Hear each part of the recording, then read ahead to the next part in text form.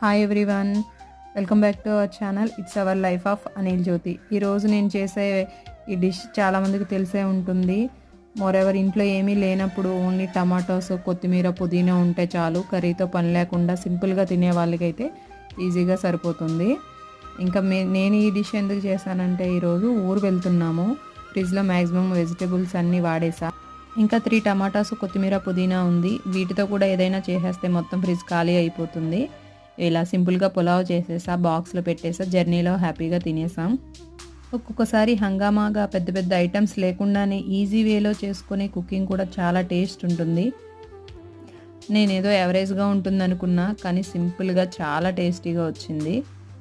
ఈ పులావ్కి కాంబినేషన్గా పెరుగు చట్నీ సరిపోతుంది. Thank you for watching my video. ఇంకా మీకు యూస్ఫుల్ అయ్యే వీడియోస్ చూడాలంటే ప్లీజ్ సబ్స్క్రైబ్ మై ఛానల్.